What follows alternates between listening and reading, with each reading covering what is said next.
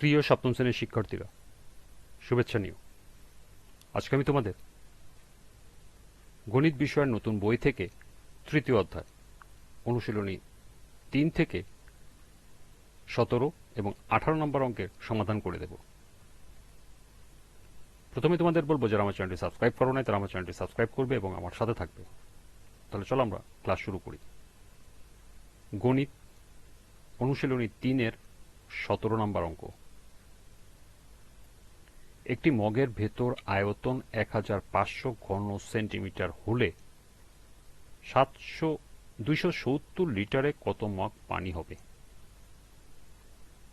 অর্থাৎ একটি মগের আয়তন দেওয়া আছে ১৫০০ ঘন সেন্টিমিটার, বলছে ২৭০ লিটারে কত মগ পানি হবে সেটা আমাদেরকে বের করতে হবে। তো চলো এখন আমরা এর সমাধান দেখি। দেওয়া আছে মগের ভেতরের আয়তন ১৫০০ ঘন সেন্টিমিটার। আমরা এটাকে যদি মিটারে কনভার্ট করি তাহলে আমাদের কি করতে হবে, লিটারে যদি আমরা কনভার্ট করি তাহলে আমাদের ১০০০ দিয়ে ভাগ করতে হবে। কারণ আমরা জানি ১০০০ ঘন সেমি সমান সমান ১ লিটার। আমরা যখন ১৫০০কে ১০০০ দিয়ে ভাগ দেব তাহলে হবে ১.৫ লিটার। অর্থাৎ এই ২ শূন্য এইখানে নিচে ২ শূন্য কাটবো, ১০কে ৫ দিয়ে ভাগ করলে আসবে ২, ১৫কে ৫ দিয়ে ভাগ করলে আসবে ৩, অর্থাৎ ৩/২। ৩/২কে যদি আমরা ভাগ করি, দশমিক ভগ্নাংশে প্রকাশ করি, তাহলে আসবে ১.৫ লিটার।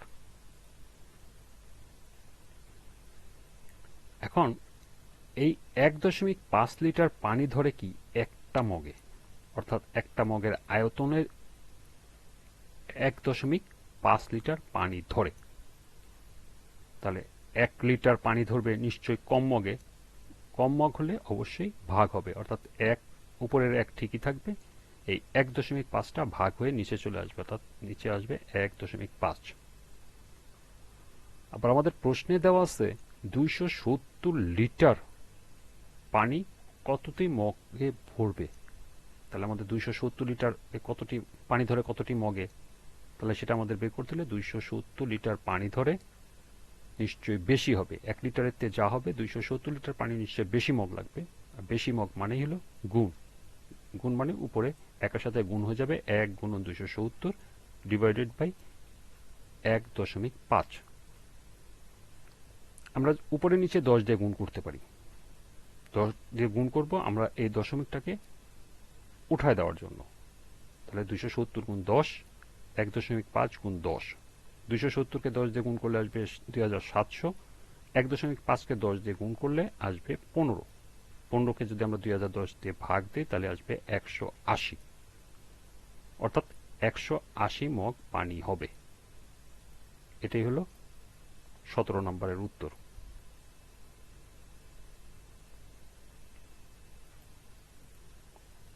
আঠারো, এক ব্যবসায়ী কোনো একদিন ১৮ কেজি ৩০০ গ্রাম চাল এবং ৫ কেজি ৭৫০ গ্রাম লবণ বিক্রয় করেন।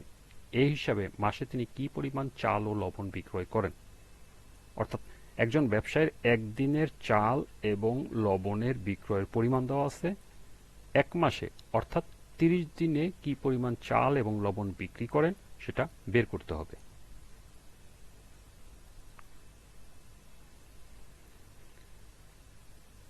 প্রথমে দিব, আমরা জানি এক মাস সমান সমান ৩০ দিন। তাহলে একদিনের চাল বিক্রি করেন ১৮ কেজি ৩০০ গ্রাম। তাহলে ৩০ দিনের চাল বিক্রি করেন অবশ্যই বেশি, বেশি হলেই গুণ হবে, অর্থাৎ ১৮ কেজি ৩০০ গ্রাম গুণন ৩০। আমরা ৩০কে যদি ১৮ দিয়ে গুণ করি তাহলে আসবে ৫৪০ কেজি। আবার ৩০কে যদি ৩০০ দিয়ে গুণ করি তাহলে আসবে ৯০০০ গ্রাম। এটাকে যদি আমরা ভেঙে লিখি তাহলে ৪৫০ কেজি যোগ ৯০০০ গ্রাম। এখন ৪৫০ কেজিটা আমাদের ঠিক থাকবে, ৯০০০ গ্রামকে আমরা ১০০০ দিয়ে ভাগ করব, কারণ আমরা জানি ১০০০ গ্রাম সমান ১ কেজি। এটি অবশ্যই সাইড নোট দিয়ে লিখে দিতে হবে। তাহলে 540 কেজি ঠিকই থাকবে, যোগ 9000কে যদি 1000 দিয়ে ভাগ দেই তাহলে আসবে 9 কেজি, অর্থাৎ 540 কেজি যোগ 9 কেজি অর্থাৎ 549 কেজি এক মাসে অর্থাৎ 30 দিনে চাল বিক্রি করেন। এখন আমরা দেখব কি পরিমাণ লবণ বিক্রি করেন। আবার একদিনে লবণ বিক্রি করেন 5 কেজি 750 গ্রাম, তাহলে 30 দিনে লবণ বিক্রি করেন নিশ্চয়ই বেশি, বেশি হলে গুণ হবে 5 কেজি 750 গ্রাম গুণন 30, 30কে যদি আমরা 5 দিয়ে গুণ করি তাহলে আসে 150 কেজি। আবার 30কে 750কে যদি গুণ করি তাহলে 22,500 গ্রাম। তাহলে আমরা 150 কেজি ঠিক লাগবো, 22,500 গ্রামকে 22,000 যোগ 500 গ্রাম, অর্থাৎ এটাকে আমরা ভেঙে আলাদা করে লিখব। অর্থাৎ 150 কেজি সমান 22,000 গ্রাম যোগ 500 গ্রাম, এটাকে আবার ব্র্যাকেট উঠায় আবার আলাদা করে লিখব। লিখে এখন 150 কেজি ঠিকই থাকবে, এই 22,000 গ্রামকে আমরা 1000 দিয়ে ভাগ দেব। কেন ভাগ দেব? কারণ আমরা জানি 1000 গ্রাম সমান 1 কেজি, আর এখানে 500 গ্রাম যেটা সেটা ঠিকই থাকবে। তাহলে আমাদের 150 কেজি ঠিক থাকতেছে। 22,000 কেজিকে যদি আমরা 1000 কেজি দিয়ে ভাগ দিই, 1000 দিয়ে ভাগ দিই 22,000কে, তাহলে 22 কেজি আসবে, আর এখানে আছে 500 গ্রাম। 150 কেজি আর 22 কেজি যদি যোগ করি তাহলে আসবে 172 কেজি, আর এখানে আছে 500 গ্রাম।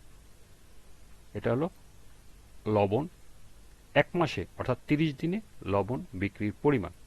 আর এখানে আমরা পেয়েছি 30 দিনে চাল বিক্রির পরিমাণ। এই দুটোই হলো উত্তর, অর্থাৎ মাসে 949 কেজি চাল ও 172 কেজি 500 গ্রাম লবণ বিক্রয় করেন।